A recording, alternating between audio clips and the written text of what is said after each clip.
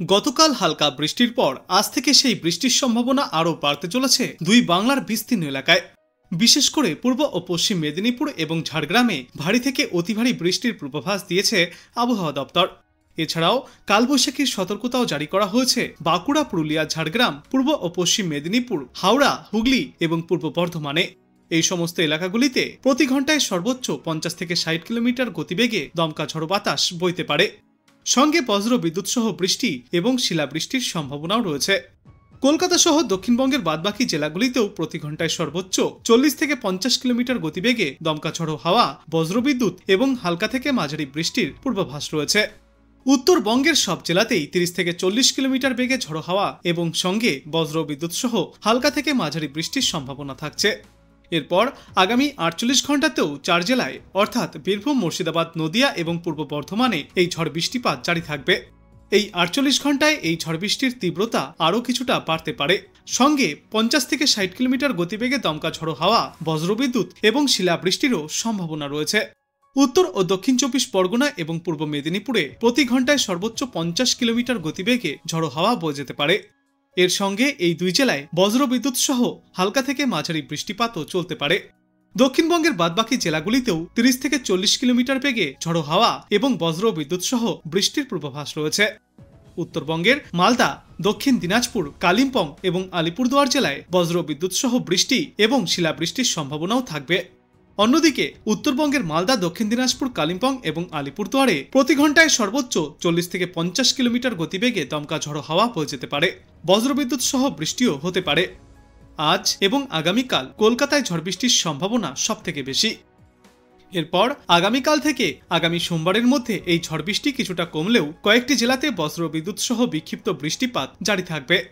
সোমবার পূর্ব মেদিনীপুর এবং দক্ষিণ 24 পরগনায় হালকা বৃষ্টির সম্ভাবনা রয়েছে। উত্তরবঙ্গে রবিবার বিক্ষিপ্তভাবে ঝড় বৃষ্টি হবে, তবে বৃষ্টির পরিমাণ কিছুটা কম থাকবে উত্তরবঙ্গে আগামীকাল।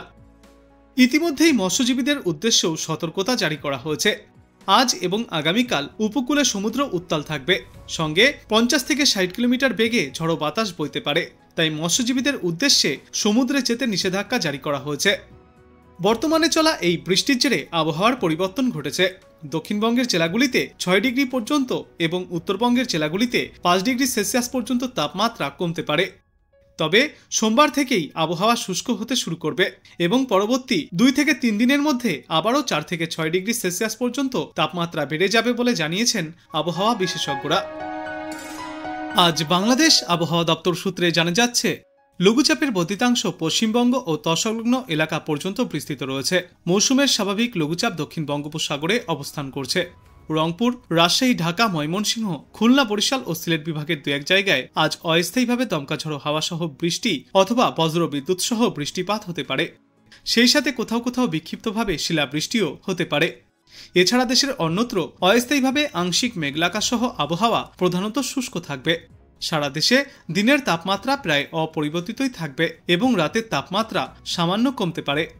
আগামীকাল রংপুর, রাজশাহী, ঢাকা, ময়মনসিংহ, খুলনা, বরিশাল, চট্টগ্রাম ও সিলেট বিভাগের 2-1 জায়গায় অস্থায়ীভাবে দমকা ঝড়ো হাওয়া সহ বৃষ্টি অথবা বজ্র বিদ্যুৎ সহ শিলাবৃষ্টিও হতে পারে। এছাড়া দেশের অন্যত্র অস্থায়ীভাবে আংশিক মেঘলাকাশ সহ আবহাওয়া মোটের ওপর শুষ্ক থাকবে। সারা দেশে দিন এবং রাতের তাপমাত্রা আরও কিছুটা কমতে পারে। এরপর আগামী পরশুদিন ঢাকা, খুলনা, বরিশাল, চট্টগ্রাম, ময়মনসিংহ ও সিলেট বিভাগের 2-1 জায়গায় বৃষ্টি বজায় থাকবে। সেই সাথে কোথাও কোথাও বিক্ষিপ্তভাবে শিলাবৃষ্টির সম্ভাবনাও রয়েছে। এছাড়া দেশের অন্যত্র অস্থায়ীভাবে আংশিক মেঘলাকাশ সহ আবহাওয়া প্রধানত শুষ্ক থাকবে। সারা দেশে দিন এবং রাতের তাপমাত্রা নিম্নমুখী থাকবে। এবং এর পরবর্তী 3-5 পূর্বাভাসে বলা হয়েছে, সমগ্র বাংলাদেশ জুড়েই ফের বৃষ্টি কমে গিয়ে ক্রমশই বাড়বে তাপমাত্রা। এই পরবর্তী 3-5 ফের আস্তে আস্তে আর্দ্রতা এবং অস্বস্তি ফিরবে সমগ্র দেশ জুড়ে। আবহাওয়া মূলত শুষ্ক থাকবে।